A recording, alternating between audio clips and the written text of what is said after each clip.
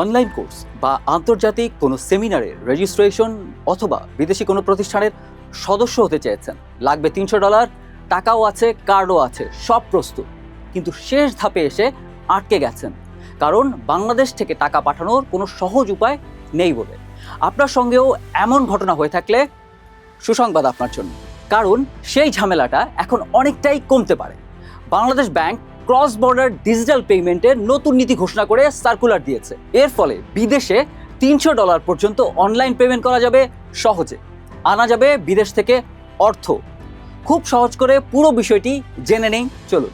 Bangladesh bank প্রথমবারের মতো এমন একটি কাঠামো করেছে যেখানে বাংলাদেশের ব্যাংকগুলো বিদেশি ডিজিটাল পেমেন্ট সেবাদাতাদের সঙ্গে যুক্ত হয়ে আন্তর্জাতিক অনলাইন লেনদেন করতে পারবে। এর জন্য থাকবে ডিজিটাল ভ্যালু অ্যাকাউন্ট, সংক্ষেপে ভিডিএ।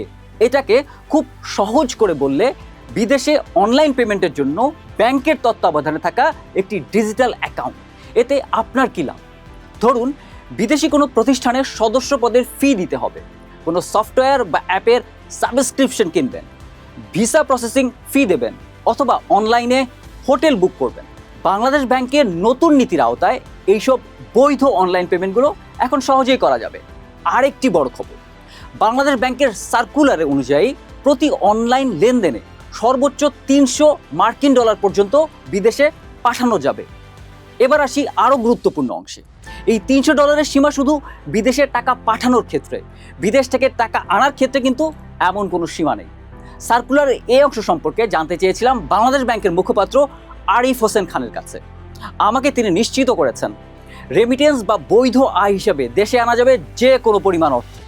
অর্থাৎ বিদেশে টাকা পাঠানোর নিয়ম সহজ হওয়ার পাশাপাশি বিদেশ থেকে বৈধভাবে অর্থ দেশে আনার পথও আরও সহজ হচ্ছে এই নীতির আলোকে। বাংলাদেশ ব্যাংকের সার্কুলার বলছে রপ্তানিকারক, ফ্রিল্যান্সার ও ই কমার্স উদ্যোক্তারাও বিদেশি ডিজিটাল প্ল্যাটফর্ম থেকে পাওয়া অর্থ এখন সহজেই দেশে আনতে পারবে।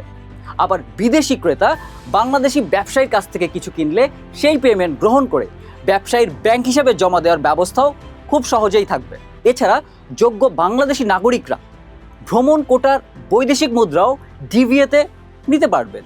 আর ERQ হিসেবধারী কোনো প্রতিষ্ঠানের বৈধ 3 জন শীর্ষ কর্মকর্তা বৈধ বিদেশি ব্যবসায়িক খরচের জন্য এই সুবিধা ব্যবহার করতে পারবেন। তবে একটা বিষয় মনে রাখতে হবে, আজ থেকেই কিন্তু এই সুবিধা মিলছে না, কারণ আগে ব্যাংকগুলোকে বাংলাদেশ ব্যাংকের অনুমোদন নিতে হবে। তারা কোন বিদেশি পেমেন্ট সেবাদাতাদের সঙ্গে কাজ করবে, কিভাবে প্রযুক্তিগত সংযোগ করবে, কিভাবে নিরাপত্তা নিশ্চিত করবে, এসব যাচাইয়ের পরেই বাংলাদেশ ব্যাংক তাদেরকে এই সেবা নিশ্চিত করার সুযোগ দেবেন। আর সব লেনদেনের তথ্য নিয়মিতভাবে বাংলাদেশ ব্যাংকে জানাতে হবে। গ্রাহকের পরিচয় যাচাই এবং অর্থ পাচার প্রতিরোধে নিয়মও কঠোরভাবে মানতেই হবে। সবশেষে সবচেয়ে আলোচিত প্রশ্ন, তাহলে কি পেপ্যাল বা অন্যান্য আন্তর্জাতিক পেমেন্ট গেটওয়েগুলো বাংলাদেশে আসছে? না, এখনই তা বলা যাবে না, কারণ বাংলাদেশ ব্যাংকের সার্কুলারে পেপ্যাল বা অন্য কোনো গেটওয়ের নাম উল্লেখ করা হয়নি। তবে এই নতুন নীতির সবচেয়ে বড় দিক হলো পেপ্যালের মতো আন্তর্জাতিক পেমেন্ট সেবাদাতাদের সঙ্গে কাজ করার একটি পরিষ্কার ব্যাংক ভিত্তিক কাঠামো তৈরি হয়েছে। অর্থাৎ ভবিষ্যতে যদি পেপ্যাল বা এ ধরনের অন্য কোনো আন্তর্জাতিক পেমেন্ট প্রতিষ্ঠান বাংলাদেশে সেবা দিতে চায়, তাহলে কাজ করার জন্য এখন একটি নীতিগত ভিত্তি থাকবে। এটি শুধু নতুন একটি সার্কুলার নয়, বাংলাদেশের আন্তর্জাতিক ডিজিটাল পেমেন্ট ব্যবস্থার বড় এক পরিবর্তনের শুরু বলেই মনে করছেন সংশ্লিষ্টরা।